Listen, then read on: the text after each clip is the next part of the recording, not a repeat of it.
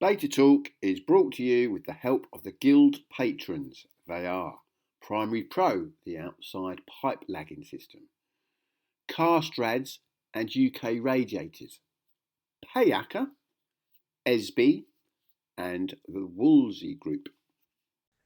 So welcome to another episode of Beta Talk. And today I'm joined by Ryan Jude, who is at the Green Finance Institute. He's one of the programme directors there, and he's involved in all sorts of good stuff, obviously around finance and money, which I know absolutely little zilch about, really.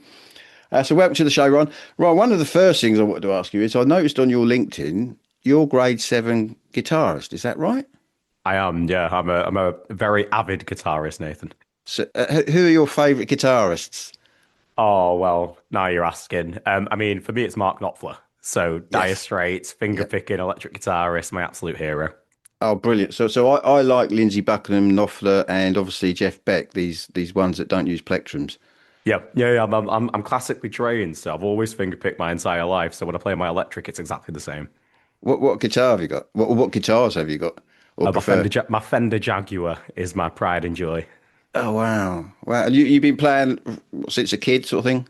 Yeah, basically my whole life. A little less time now, as happens when you get a bit older. But what about yourself? Well, very, very amateurish. I mean, we'll probably have a bit of a segue around this. So my cousin has installed heat pump systems for musicians for decades. So I was with him a couple of years ago. We took out the system he put in for Dave Gilmour, who's one of my Oh, favourites. wow. Yeah, he's the top five for me as well. Yeah, so we put a system in 1986 for him, and we replaced it a couple of years ago for the new studio owners at Hook End Manor. Now, that was owned by Trevor Horn, who did a lot of work with Jeff Beck, actually, as well. So Jeff Beck recorded some stuff at Psalm Studios. So we put all the heat pump system in at Psalm Studios when it was there. It's not there now. And Paul McCartney, Led Zeppelin's, we've done their studios. So two of the most famous bass players on the planet, I suppose. Amazing. John Paul Jones. So Oh, yes, I can't let the guitarist conversation finish without also giving a shout out for John Mayer as well. A very underrated guitarist, in my opinion. yeah. Well, funny, but there's a bit of an interesting segue because obviously that famous pig that floated above Battersea Station. So Hook End Manor had the sort of warehouse, an old building warehouse, which was where that inflatable pig used to get stored, and obviously that flew over Battersea Power Station, which was very symbolic of the sort of the UK's first heat network, wasn't it, Pimlico? And of course, you've got a bit of knowledge around heat networks because I'm presuming you were involved with Swan in Westminster, weren't you? So a couple of angles. Obviously at GFI, in my job, we look at all forms of renewable heating, renewable energy. And then, yes, as you're alluding to, I was also, until recently, cabinet member for climate in Westminster City Council. Yeah. How's that going, that Swan? What's that? 'Cause that's South Westminster Area Network, I think it stands for, doesn't it? Oh, Nathan, I'm afraid I'm no longer a councillor after stepping down last week. So you'll have to check in with your administration on the latest on that. Right, so green finance. What is green finance? So to me, green finance is essentially just finance with a green tinge. And so it's as simple as finance which is used to fund something that is sustainable. So we'll go into examples during the podcast today, but you've all heard of mortgages. Wouldn't it be great if we had a green mortgage, which incentivizes you to do some green upgrades to your home to reduce your energy bills, make it more comfortable to live in? We've all heard of unsecured personal loans. People take them out for kitchens, for various other things. Well, wouldn't it be great if you could get a green unsecured loan that incentivizes you to put in a heat pump, put solar on your roof? That's essentially what green finance is at the consumer level. And then at the wider infrastructure level, green finance is funding that supports the building of renewable energy, sustainable aviation fuel, all that good stuff that's going to be part of the future green economy. And we're going to have succeeded when we don't need to call it green finance anymore. We don't need to call it the green economy. We're just calling it finance and calling it the economy. So the Green Finance Institute, that was set up 2019, which is the same year I set up my podcast, actually. And so what is the main mission? Is it to sort of help these? Because, I mean, you've come from a banking background, have you? I imagine. Yep. Most of us come from a finance background here at GFI, and then we're using our knowledge and expertise on deal making, the economics of these sorts of investments, to try to now create the future of where these investments need to go. And the overarching mission that you've asked there, Nathan, is how do we mobilize capital towards the transition? How do we ensure that finance is the enabler that we need to enable these things to be built, to be installed, and ultimately to lead to everyone having lower energy bills, more comfortable homes to live in, and cleaner air, and all the other stuff that comes with investing in the green economy. So I suppose before we sort of dive into the weeds about finance, and again, I don't know anything about finance, you've obviously been sort of studying the heating sector for a few years now in your role. So my first question is, what do you think of our heating sector? I mean, I've grown up in the heating sector. It's obviously changed because, 20 years ago, no one was looking at the heating industry unless you were in it. But of course, the whole world is now looking at the heating industry. And, I get, I've got the advantage of running a podcast, so I get to meet some wonderful people. And they're finding our industry fascinating. Sometimes for the wrong reasons. They sort of realise there's some issues with certain things. We haven't been doing things how we should have been doing them, for instance. I mean, what's your sort of take on the heating industry? What have you sort of discovered as you sort of start to learn about it?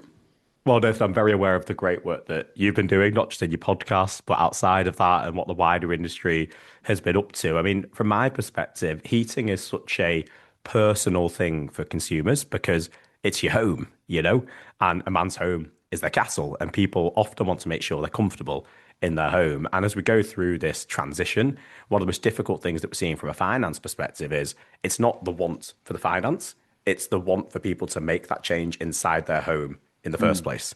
So, I always say people don't wake up in the morning and go, God, I really fancy getting a green mortgage today. But we want to get to a point where they wake up and go, wouldn't it be great if I had a heat pump? Wouldn't it be great if I had solar on my roof? And I guess just to summarize the last few years, we've gradually seen that demand tick up. Every year we see new records broken for heat pump installations, solar panel installations, electric vehicles being taken out, another part of changing consumer mindset. And then now with the energy crisis that we're seeing going on, we're seeing the biggest uptick in demand. And I think it's really starting to sharpen people's minds on the fact that this is something that's going to be beneficial for them in the longer run.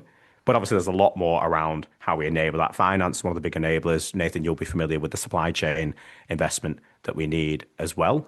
And so for me, I think it's just an incredibly exciting time. And I've worked very closely with the industry, and I know the industry is also excited to see where the future goes.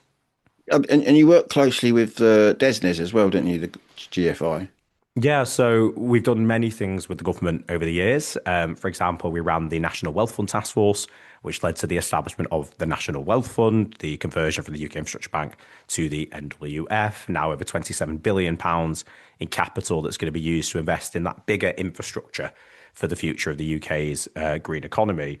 But what we're also doing in my team at the minute is co-running the strategic partnership out of the Warm Homes Plan, which is looking at green home finance. And so we're looking specifically at how do we design and mobilise the government-backed low-interest loans that the Labour Party committed to in their manifesto, but also how do we work with industry to drive up the demand? How do we work to ensure that there are consumer protections in place? And that's a really exciting piece of work that we're doing right now. And it's all about delivery. It's all about how do we enable more people to access the benefits that having a greener home can bring.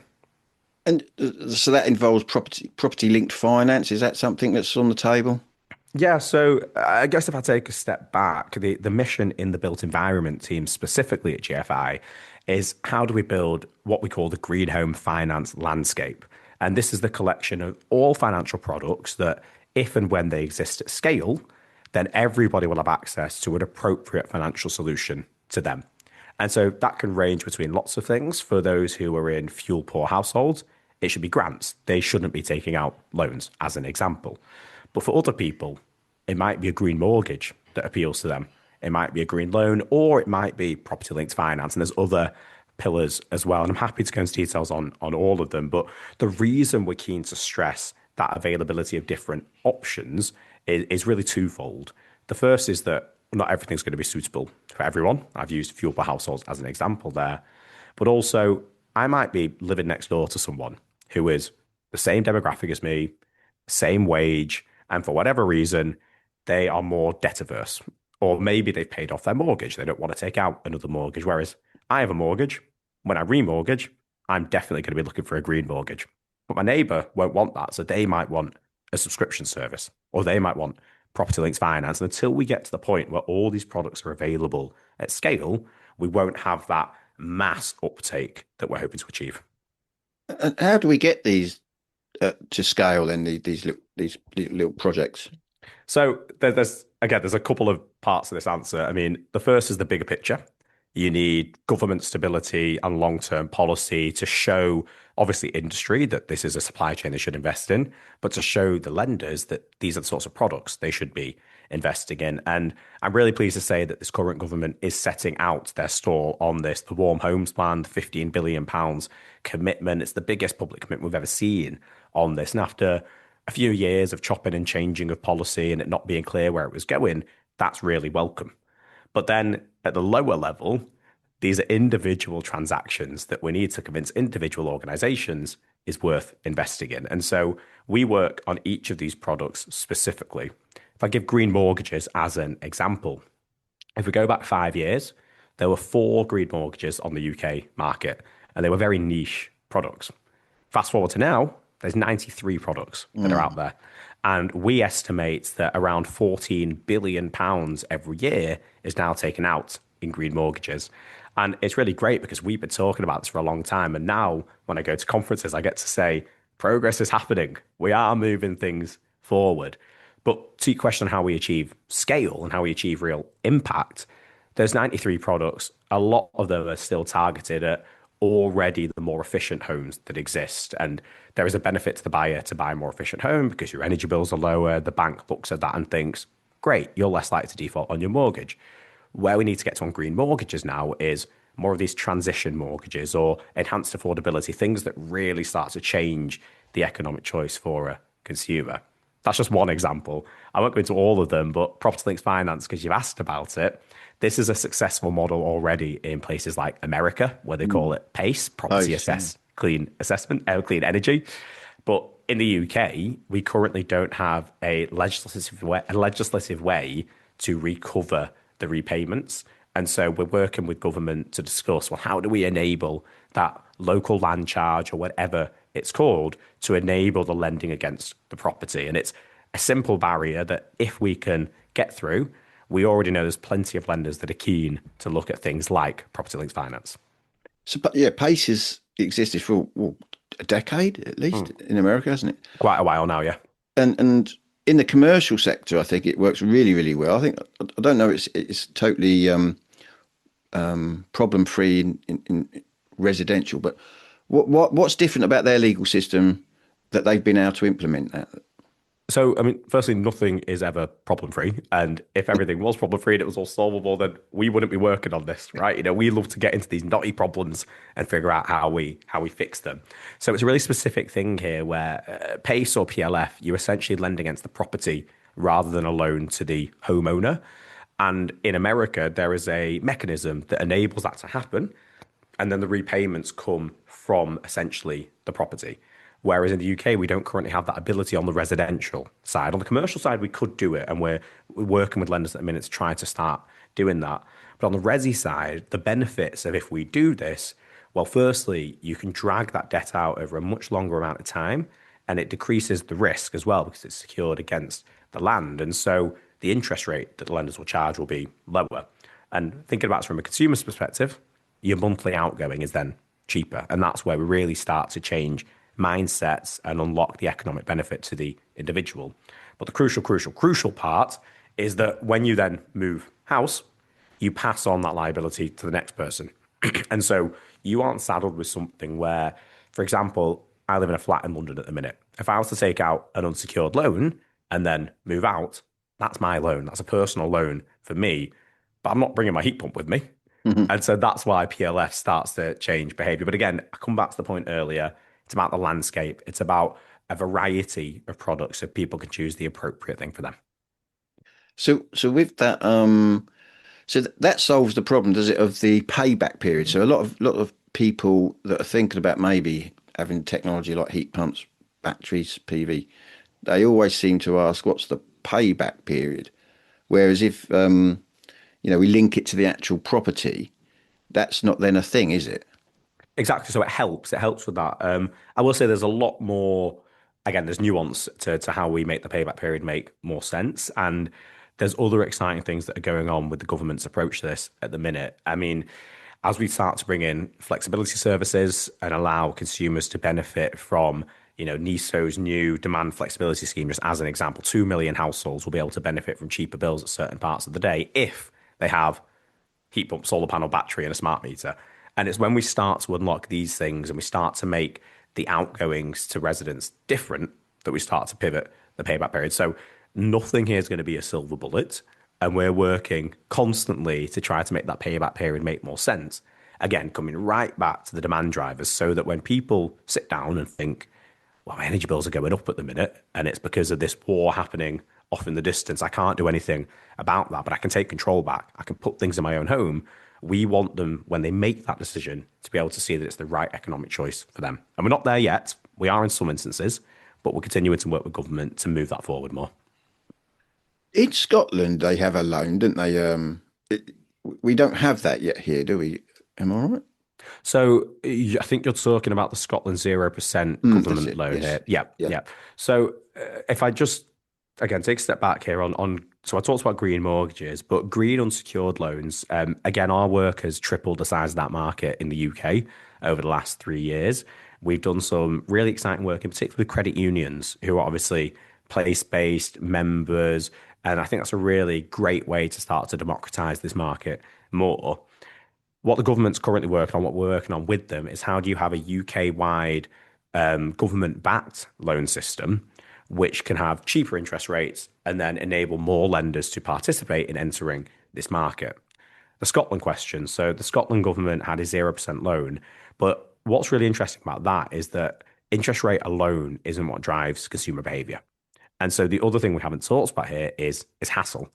And it's the clarity of what's going to happen. And hassle is twofold. It's the things happening to your home, which you'll be very, very familiar with, Nathan, from doing installs. But it's also the customer journey. It's the sitting down and thinking, how do I get from I want the heat pump to installation? And that goes through planning, it goes through finding finance, it goes through all these bits. And what we found in Scotland is that at the same time as that 0% loan from the government, a credit union there called Capital Credit Union had I think 5.5% personal loan, which still managed to get out £3.5 million over the same period because it made the hassle factor easier.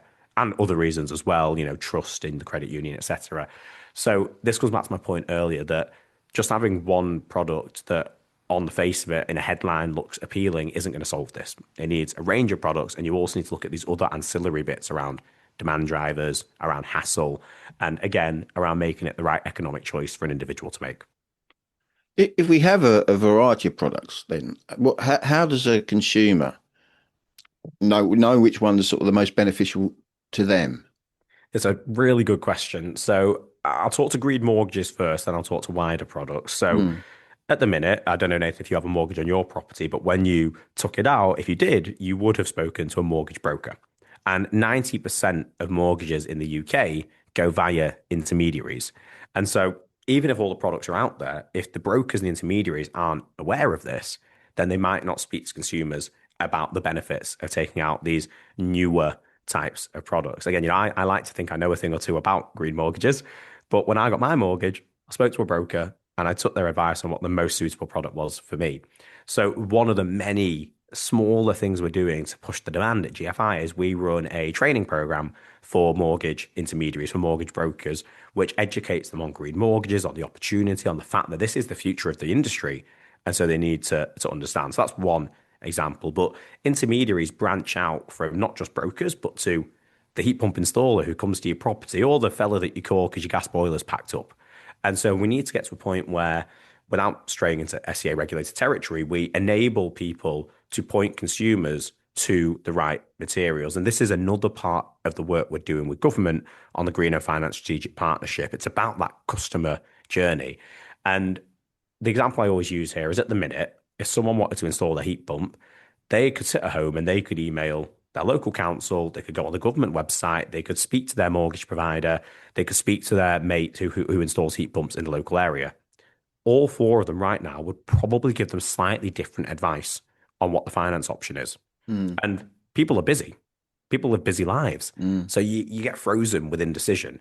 And part of the work we want to do in the customer journey is that no matter who you go to, you have not exactly the same, but a similar sort of narrative going to you. Maybe it points you towards a website which has all the existing products out there. Maybe like with mortgages, when you go on and you can do a mortgage calculator on NatWest's website, maybe there's a similar thing that you can do to look at the products that are available to you. We want to get to a point where it is easier for people to understand and easier to make those decisions. I suppose it's fair to say a lot of us, me included, a lot of consumers, we just don't understand. I mean, to answer your question, no, I don't have a mortgage. I wish I did. Both my younger brothers have. I rent. Much to my daughter, she's 13, and her favourite website seems to be Rightmove at the moment, and looking at £5 million houses with stables.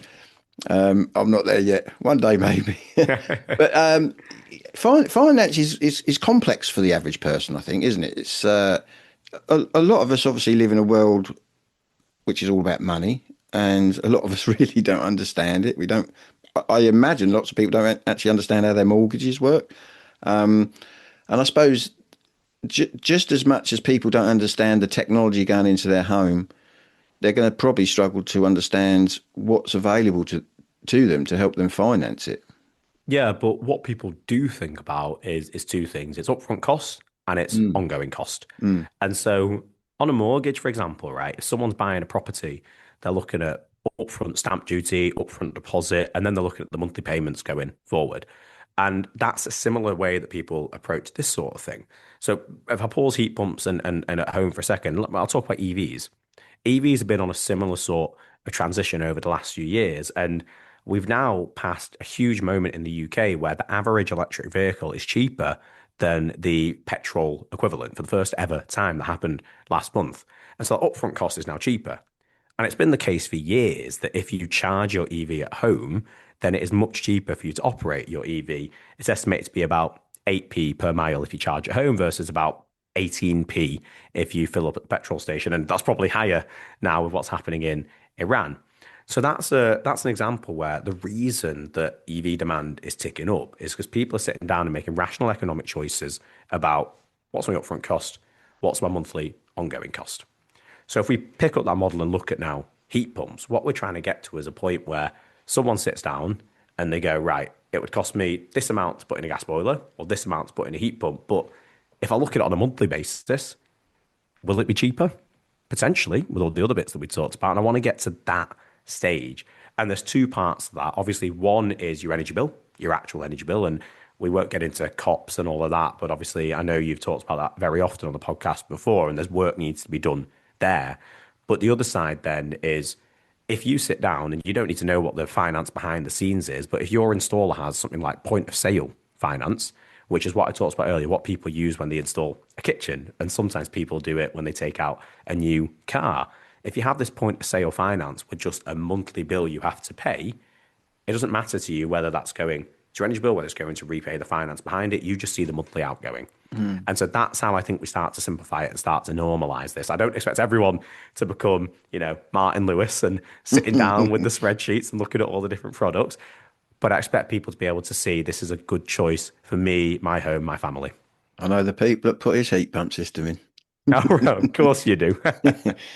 So how are we?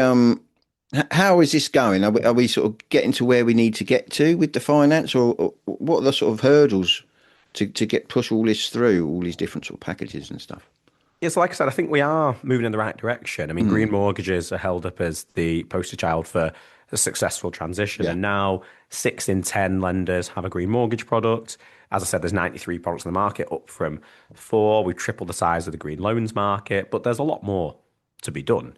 Because as I said, I think we've only succeeded when every single home has a suitable solution available to them. And that's why I'm so excited about the Green Home Finance Strategic Partnership that we're running with the government, So just to give a bit more detail on what that is, this was set up as part of the Warm Homes Plan, and it's co-chaired by Minister Martin McCluskey, who's the Minister for Energy Consumers, and Rhian-Marie Thomas, who's the CEO of GFI. And on the steering group, we have, some of the big high street lenders, Barclays, NatWest, HSBC, Lloyds Nationwide. We've got a few trade associations, so Energy UK representing industry, UK finance, and then also Citizens Advice Bureau, Nesta, to bring the consumer angle as well. And underneath that, we've got these 4 work streams. The first one is looking at what is that landscape of products, what I've talked about earlier. What is it we need to enable everyone to have a suitable solution for them? The second work stream is specifically looking at the government-backed low-interest loan that was in the Labour manifesto. And we're working at pace to try to bring those out to the market. And I think that's going to have a huge impact in accessibility to finance for people to put these things into their home. The third work stream then is looking specifically at that consumer demand, customer journey piece that I talked about earlier. And that's how do we make the customer journey easier, but also how do we start to align messaging that's coming out about what's possible. And then the fourth work stream, incredibly important, is around consumer protection and consumer standards. So this from a finance angle, where we're looking at things like the Consumer Credit Act. How do we make that work in a way that gives consumers the protection they need, but enables banks to lend into this market without having unlimited liabilities and other things they're on the hook for? So there's lots of work going on. The interesting thing, though, to answer your question about if we're moving in the right direction is I speak to banks all the time. And as I said earlier, we already use banks for a lot of things in our day-to-day life. People have mortgages, people take out loans for kitchens, people take out lease finance for cars, for washing machines, for all sorts of things. And these banks want to lend to heat pumps, to solar, and to batteries. But the one thing that's making them have apprehensions is that demand. So it comes right back to people don't wake up and want a green mortgage, but we want them to wake up and want the tech. And when they want the tech, if our work all goes well over these next few months, the finance will be there for them. Can you think of any ways that would engender that sort of enthusiasm in consumers to want the tech? I mean, obviously, I know your expertise is around finance, but have you got sort of any of your own ideas that would make these people wake up and think they want this stuff? I mean, loads, right? I mean, there needs to be a normalization as to how we make consumers look at this. I've talked about the rational economic choice a few times now, which is that we want to get to a point where the monthly outgoing for a solar battery, heat pump, smart meter, flexible system in your home is the rational choice because it's reducing your bills. And that is the panacea. The minute we get to a point where, even if it's over 5, 6, 7 years, but you start to see that net benefit, that's where we start to really move the needle. And again, Nathan, I mean, these last couple of months after the Strait of Hormuz has been shut, we've seen that uptick in demand. I mean, you only have to look at the over 50% increase in solar panel requests to Octopus, EDF, and E.ON. The government's brought out stats saying, I think it was 27,000 solar panels were installed in just March alone, the most in 1 month in over a decade, I think it was, in the UK. And similarly on EVs, we've seen again around a 50% increase in demand for EVs since the Strait of Hormuz was shut. And so that's how we start to move it. We need to make it that it is the cheaper choice. And there's things the government can do on that, of course. But the other thing that needs to happen is people need to understand that this isn't a huge change in their life. It's a way that they'll still be able to have a warm home and a comfortable home.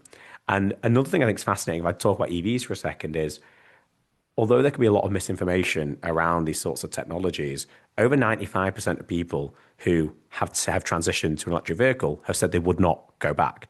And so once you go to it, you start to see. And, I think there's obviously a slight change in the political debate at the minute, which can add to the uncertainty. But the overarching main thing in people's mind at the minute is cost of living. And what's driving cost of living? It's energy bills and it's inflation. What's driving inflation? Well, the biggest part of that is energy bills. And so if we find a way as a country to protect ourselves from the international energy markets, and if individuals find a way to have more control over their energy by having these flexible electric systems in their home, then we're going to start to make real progress. Do the GFI work with the entities that give us that bill, the suppliers? I mean, do they get involved with the conversations with you guys? Yeah, we work with everyone in industry. We work with financial institutions. I mean, GFI, we're a non-profit, and our entire modus operandi is to work closely with all the stakeholders that we need such that we can move things forward. one of our overarching philosophies is something that we call T to T, or transactions to transitions. And what that means is that governments will announce these big targets: 2050 net zero, 2030 clean power, but it's individual transactions that actually move us forward. And everything we've been talking about here, a consumer making a choice, that's a transaction. Me buying a heat pump, I've done a transaction. But then also it's supply chains, it's the energy suppliers, it's the infrastructure investors, it's the people building offshore wind farms. We work with all of them to try to make sure that we can get this investment to get us on that transition. So that's transactions to transitions. Yes. T&T, I'll try and remember. There's a lovely paper out there, Nathan, with a diagram we call our snake diagram, which shows how we get from government announcements all the way to mass market at scale. Mm. Do you work with any consumer groups? Obviously, because we've talked about the consumer journey. Do you work with any of the consumer groups? Yeah, so when we updated our Green Mortgage and Green Loans Hub this year, Which wrote a fantastic piece about that. And so we work closely with these guys as well. And I mentioned earlier, Citizens Advice Bureau sit on the steering group of the strategic partnership. And that's really important to me. I mean, look, I alluded to at the start that I, until recently, was a local councillor as well. And you can't do any of this to people. You have to do it with them. And so consumer groups being in the room and everything we've just talked about how do we make people want this? How do we show them the benefits of this is absolutely crucial. We shouldn't have a system where we are making people do this. And so I think it's really important we're working with the consumer groups. I mean, obviously, I speak to all sorts of people, even my friends sort of ask what I do, and it's always quite hard to sort of elucidate what I do. I sort of tend to sort of boil it down to I facilitate learning in the heating industry. Obviously, I run a podcast, but there's, even though they know that I'm quite well known in this sort of landscape of talking about this kind of technology, there's still loads of skepticism out there, especially around this. Does this stuff work? Obviously the cost, but obviously that's what we're discussing here, to alleviate that sort of problem. But there's still a lot of people out there that are challenging that this is the right way to go, and it's always a puzzle on my mind. Well, how do we sort of attenuate that and get them to understand it's okay to have this stuff? But again, for most people, it's going to be a cost. Most people haven't got a lot of money. I mean, I always get asked. So obviously we've got the boiler upgrades scheme. That's the grant people can use. There are loans that people can get as we speak, aren't there? So they can get that boiler upgrade, they can get that grant, but they can get other things as well, can't they? Which I think lots of people, including myself, and I should probably know, are not aware of. I mean, the loans do exist already, don't they? That they can add on top of the bus, can't they? So these were the green loans I was talking about earlier with the market that we've seen triple over the last 3 years.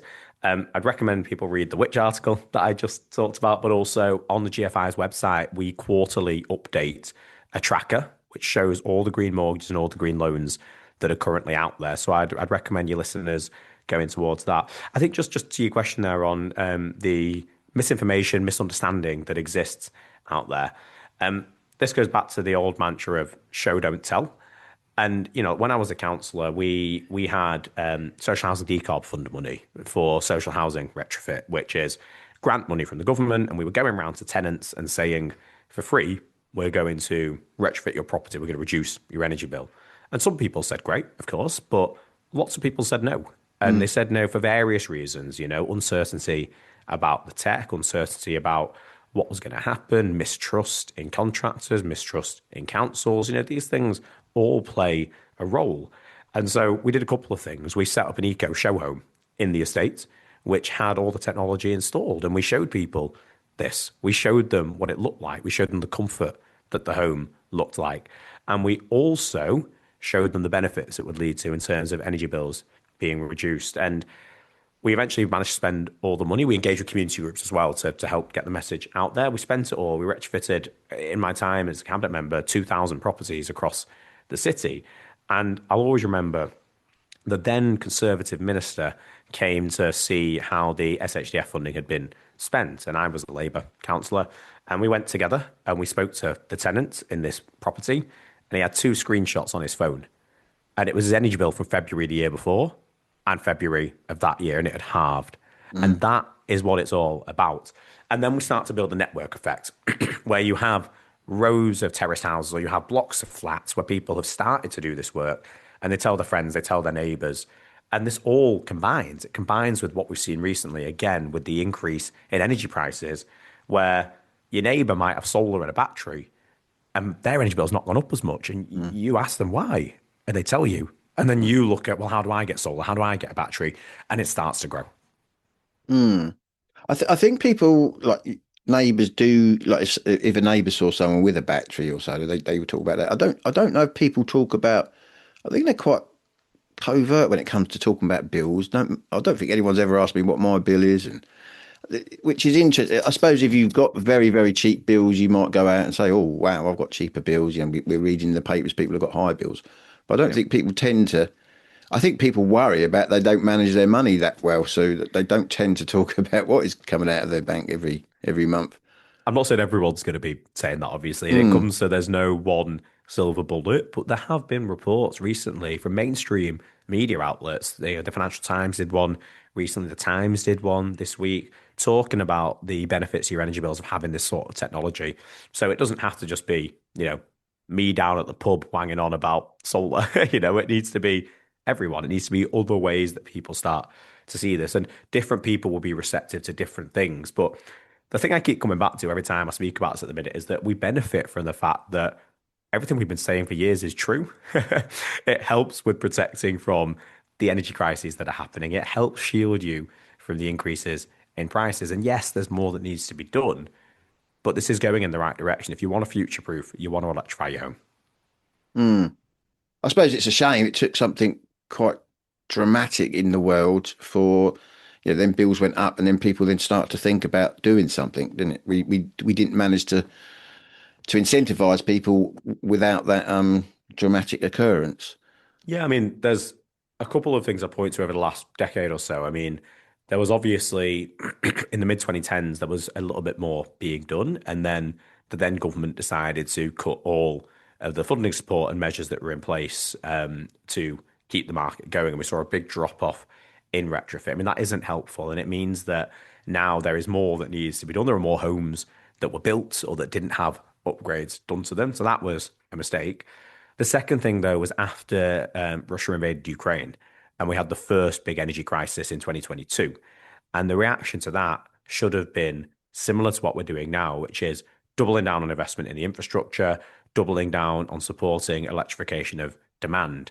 And if you look at countries in Europe that responded differently to the 2022 crisis, Iberia is a good example, Spain and Portugal, they built more renewables.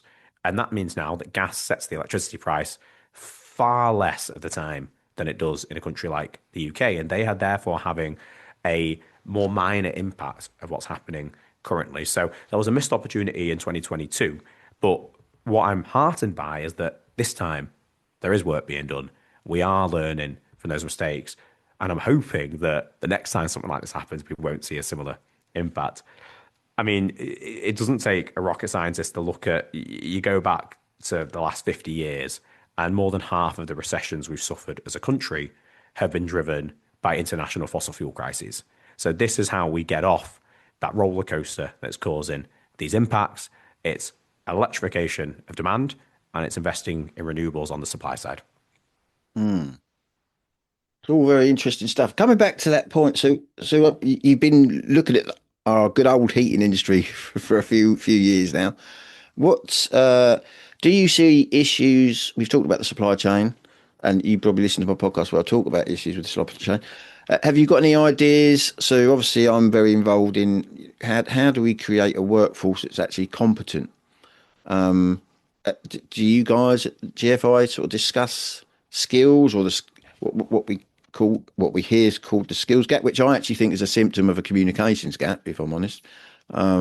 There's plenty of highly skilled gas engineers out there that are doing incredible things, getting people's heat going, but most of them don't actually know what heat is. And in fact, I did a talk at Nesta in London. You know Nesta very well. I had all sorts of entities come to that talk, and I did a little bit of a I did a bit of a lesson there. So I was teaching people what heat is, and it was mainly comms and marketing people from all these, the Energy Savings Trust were there, Energy Systems Catapult, some people from DESNIS, and I used mini whiteboards, and I said to everyone, right, us humans like to measure stuff. We know what the standard unit of measurement is for time. It's the second. We know what the standard unit of measurement is for distance. It's the meter. Small distances, we use millimeter. Long distances, we use kilometer. And I said to everyone, right, write down on your whiteboards, what is the unit of measurement we use for heat? And out of about 40 people, only 2 people got it right. And and I said to them, don't worry that you've got it wrong, because I know people, technical directors, lecturers, virtually everyone in the heating industry doesn't actually know what heat is. They when you ask them a question like that, they'll write down something like Celsius. Some people will write down Kelvin and think they're really, really good. And some people write down watts, but it's the joule. And people don't understand heat is something that moves, joule per second. That's why we use that second. Yeah, well, what is 1 joule per second? So we've got a whole industry, bless them, who's very skilled at putting stuff in safely and to regulations, but don't actually understand what heat is. And if we're going to decarbonise heat, I'd sort of argue that it's probably a good idea we really understood what heat is. And we've got a whole sector that arguably doesn't know it as well as it should do, the science of it and the maths behind it. I mean, not that everyone has to know lots about maths. You do, because I think you studied at Imperial College London, didn't you? Yeah, I'm a maths grad. I know a thing or two about some of the stuff you've been talking about there. Well, while we're talking about maths, so I grew up around a maths genius. So I always talk about my grandfather on this podcast, who went into the heating sector, but he was a maths genius. He was actually a student of my biological biological grandfather. So my biological grandfather was a test pilot after the war and died in the crash when my mum was 6, and then my nan remarried years later, someone who was a student to my biological. But my granddad always recommended me this book, which was published, I think, in 1936. So it's called Mathematics for the Million by Lancelot Hogben. Have you ever heard of that? I haven't read that one, but it looks good. He always said it was great for anyone sort of like me, who doesn't know anything about maths and wants to sort of learn about the history of maths. So anyone out there that wants to read a good book on maths, apparently that's it, Mathematics for the Million. I'm always recommending people learn about maths, because I think it fascinates me. But it teaches you a way of thinking as well. It teaches you breaking things down to first principles, to logic, and I apply that every day and when I'm approaching anything. But most of our brains. So whether you're born with it, I don't know. So I think my grandfather, he was very, very poor, and it wasn't until he went into the Navy that's where he got his engineering degrees, and they discovered he's a bit of a genius. But yeah, when the Rubik's Cube first came out, we took that round for Father's Day or something, and he looked at it, and my nan was in a wheelchair, so he would always go and make everyone the coffee. He came back out from making everyone the coffee, picked it up and did it in about a minute.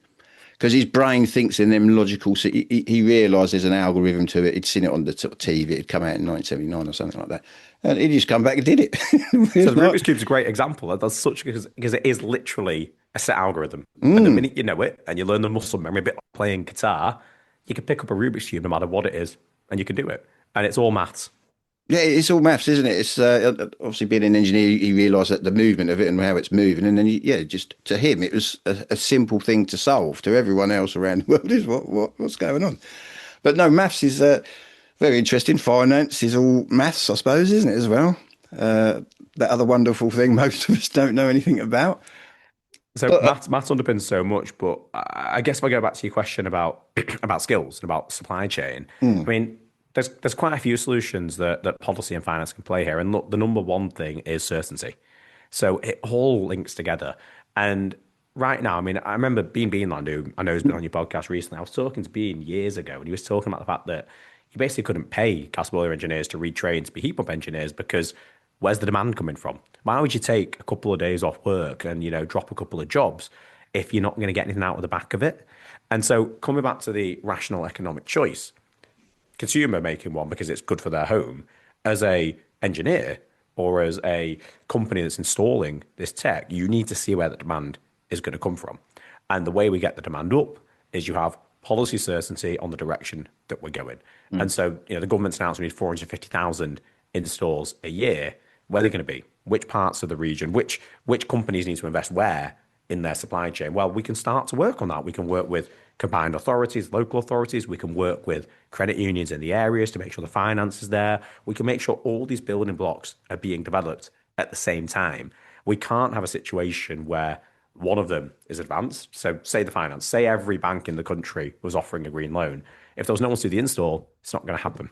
On the flip side, say every single energy company, changed all their gas boiler engineers to be heat pump installers tomorrow.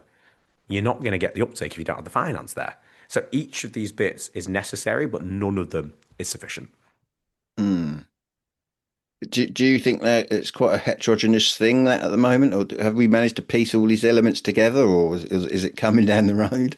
We're trying. And again, I genuinely think the Warm Homes Plan sets out a really good roadmap for this. But what people now need to see is the tangible delivery of the things that we're committed to in it. And, I'm ever an optimist on this sort of thing. If I wasn't, we wouldn't work in this industry. We wouldn't be trying to work on really knotty problems, trying to change it if we didn't think there was a way forward. And I come back to the data from the last couple of months, the increase in demand for these things, the seminal moment in the electric vehicles market that I talked about earlier. People want this stuff if it makes sense for them. And so we need to just make sure that we work together as industry, as financial institutions, as policymakers to make sure we realise the opportunity that's in front of us. Now, because you've worked in you at Westminster local authority, weren't you? I mean, yeah. Do local authorities have a part to play in this whole finance thing somehow? I mean, obviously they do in the delivery, don't they? But do they have a part to play somewhere? Well, of course they do. Like I said, every stakeholder has a role here. I'll talk about the non-finance enablers, and then I'll talk about the finance. So planning. Planning is, as you will know from probably some tricky installs you had to do, that planning is difficult. Everything from where's the acoustic noise report for how loud the heat pump's going to be, or is it the right amount of distance away from the boundary line of the property next door? Or is it a listed building? Is it going to change the aesthetics in a way that negatively impacts? Planning is a really knotty area that a lot of people don't understand. And in Westminster, and when I was a cabinet member, we worked on that. We had a retrofit task force that set out clear guidance for residents who wanted new windows, wanted solar on the roof, wanted heat pumps, to show them it's not that difficult. Here's a flow chart. Here's where you need to go. We made it cheaper for people to get pre-planning support if they were looking at green tech. And then we also rolled out things called local development orders, which meant that in areas with listed buildings, we said these sorts of tech to this sort of spec, you can crack on, you can do them. And then we've partnered with some of the big estates for heritage partnership agreements, which again enables them to go to planning one time, and then they can install these things in all their buildings. So there's definitely roles that councils can do. I'll caveat this with councils have suffered from 15 years of funding cuts. And what that means is the perverse situation we have where councils have a crucial role to play in a lot of this, but they have less revenue funding, so they have less people able to do the day-to-day. And that's through no fault of their own. It's through no fault of the ambition of the people there. And that needs fixing. And again, there is work going on with the new government, with the devolution bill, which is going to start to change that, which is incredibly exciting. On specifically the finance then, so this comes back to appropriate finance for appropriate people. So social housing tenants, that will be financed via the council. So the council will be putting grant money forward that's come from the government when it's necessary. But there might also be worlds where they're looking at more innovative types of finance. Maybe it's heat as a service that they're looking at. Maybe they've got a whole estate of a combination of blocks of flats and terraced properties where solar on the roof, heat pumps, batteries, smart meters, and then you basically build a mini power system in that area. And so there are other benefits that you can do. Councils can look at that, and councils are looking at that. And then on the consumer finance side, where councils don't have a direct impact over an owner-occupier or a landlord in the area, they can help signpost. So coming back to the customer journey point, it might be that I trust my council more than I trust the government or more than I trust the bank. And if I go on the council website, I want that to tell me the same thing that the other people would tell me. So I think councils have a role to play there. And we've worked with a couple of councils in the country already on how they can support that sort of thing. Because I think one of the podcasts I listened, I don't know how long ago it was, you had Polly, is it Polly Bingham? Billington. Yes, from UK 100, wasn't it? And because obviously we just had an election, haven't we? I spoke to some of my local representatives, and if I'm honest, they didn't know anything about the green agenda, I suppose, if I can call it that umbrella term. But yeah, well, and I presume there's some councils that know more than others, as we know, and are doing good things. But I do see a bit of an issue there because some of the people I've spoke to that are working in councils are arguably lack some knowledge around this whole thing. So I've met people that think heat pumps don't work unless they're in new buildings, and they're in quite high positions on these councils. And I then think, well, how do I get across to them? That's you work in an office that's got them in for a start, and they don't realise that. Yeah. So, and of course, there's quite a few councils across the country, isn't there? There's quite a few. So, look, not everyone has to be an expert on everything, right? And there's the politicians, then there's the officers. If I start with the politicians, we should have politicians who have the humility to say, I don't know this. I need to work with experts. I need to be data driven, and I don't want to make my decisions on a whim or on where a political debate or a populist decision is taking me. And that's very much how I approached it and how our administration approached it. Just for context, we won Westminster Council for the first ever time in its history from the Conservatives. So Labour Party win in 2022. We wrote a separate Green Manifesto, which I co-authored, which laid out all the policies that we would implement if we came into power. And luckily we did. And we made huge progress on that. We decarbonised our council by 27% versus the 7% they'd managed in the years before. We retrofitted all the buildings that I talked about earlier, the most EV charge points of any council in the country. That takes political choices, but it also takes incredibly, incredibly talented officers underneath to deliver. And so we increased the capacity in our teams by quite a lot. We hired an energy team, an energy director for the first ever time to look at solar, to look at heat pumps, to look at heat networks. So it brought us the in-house expertise. But I'd say two things on that, why it's not necessarily something every council can do. The first is that action on climate is non-statutory, so it's a non-statutory duty. And that means that you don't have funding that you have to put to it. And the second point is council budgets have been slashed year on year for 15 years. And so when you're in a situation where costs are funding is coming down, but costs of the statutory duties, adult social care, housing, education are going up, non-statutory duties are the first thing that get cut. So every council is unique. But if we lived in a world where they had all the funding, you would want people making decisions who understand the benefits of this and able to think longer term rather than just short term. So I told that story earlier about social housing retrofits that we did. The benefit longer term was our residents had cheaper energy bills. Isn't that brilliant? The other benefit is that the residents in those social housing units will have less mold and damp. They'll have healthier homes, healthier families. That is a good benefit. And so to your point about speaking to your local representatives, not everyone needs to know it, but they need to be humble enough to say, I don't understand this and I want to work on it. And the final thing I'll say on local councils is I am always encouraging people to read the local manifestos of local parties. I've not seen any polling on this. I assume hardly anyone does. But when we won in 22, we implemented what we said we would. And that's something I'm really proud of. I stepped down in the recent election, and sadly, we narrowly lost the council in that election. And yesterday, the new cabinet's been announced by the Conservatives that are taken over, and there's no cabinet member for climate. What does that mean for the programmes that we were working on? I don't know. And so that's why it's really important that people engage with what the council is doing, understand what the council can achieve, and read the policies that they're putting forward. I suppose political uncertainty, I mean, things like heat networks, which are long term, these things take years to develop. And of course, if we have political change halfway through, I mean, that probably affects them a little bit, doesn't it? Well, this comes back to normalizing things to be the right economic choice. As long as you are taking a data-driven, fact-based decision, it should be able to survive between changing governments. And I mean, look, if we look at the national position at the minute, we used to have consensus in this country on climate change being something we need to act on. And we were world leaders on it. The Climate Change Act being brought in first under Labour, solidified under the Conservatives, and all the way up until the end of Boris Johnson's era as Prime Minister, there was cross-party consensus that other countries were envious of, other countries followed our lead on. And it meant so many things. It meant that we had the largest offshore wind fleet in the world for a long time. It meant that we were able to decouple growth from emissions reduction, which was something that people said for a long time we wouldn't necessarily be able to do.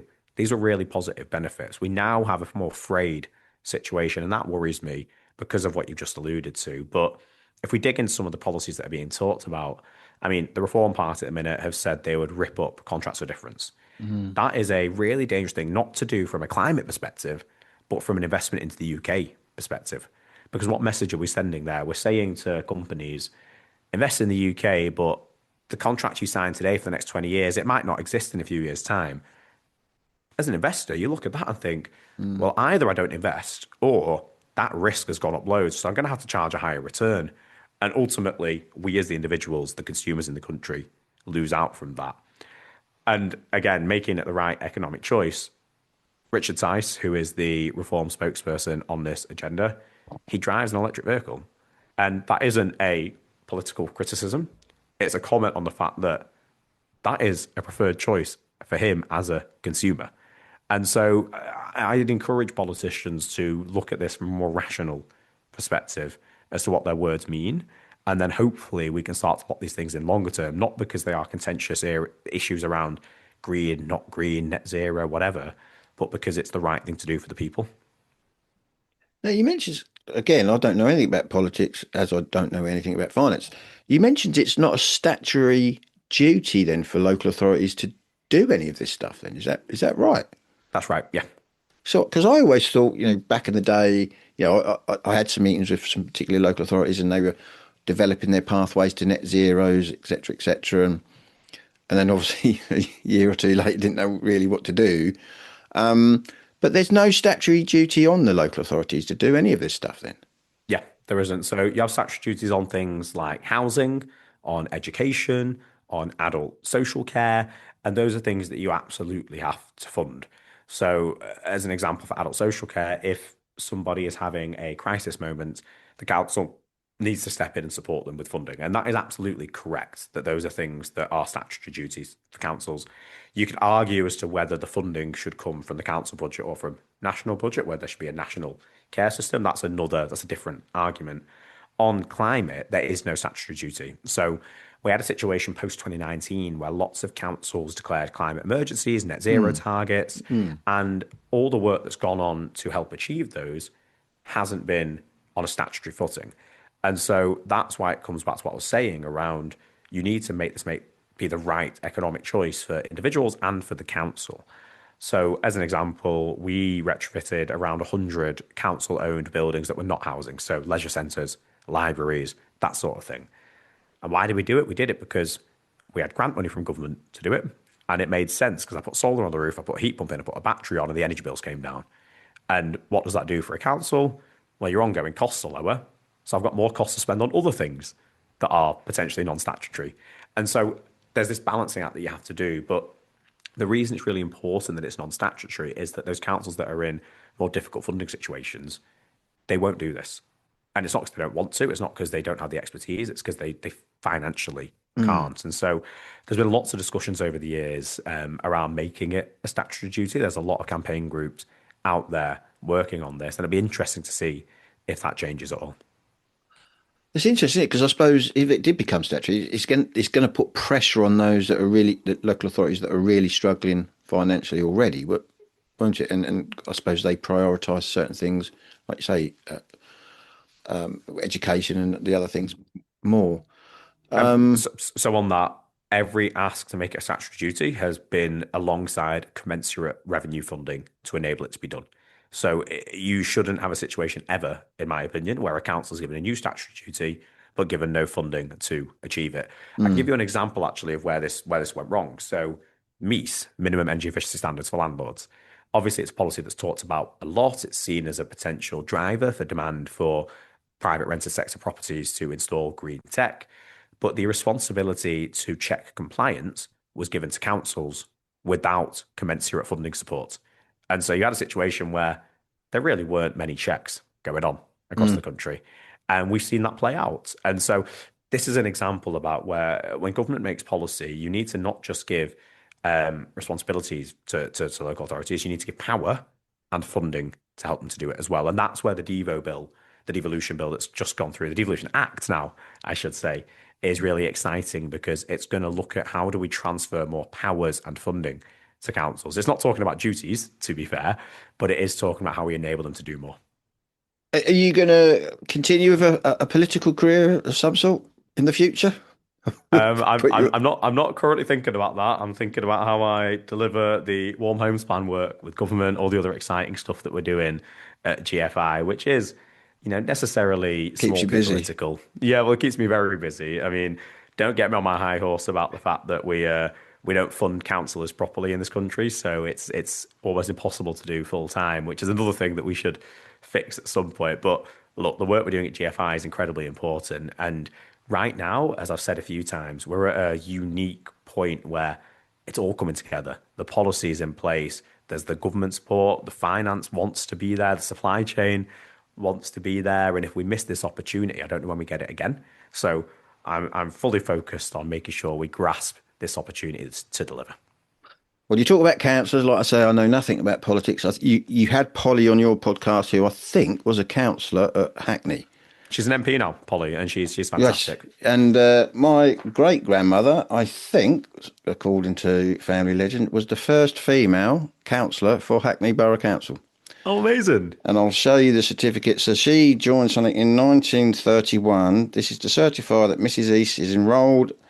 Is an enrolled member of the Women's Cooperative Guild, a self-governing organisation of women who work through cooperation for the welfare of people seeking freedom for their own progress and the equal fellowship of men and women in the home, the store, the workshop and the state.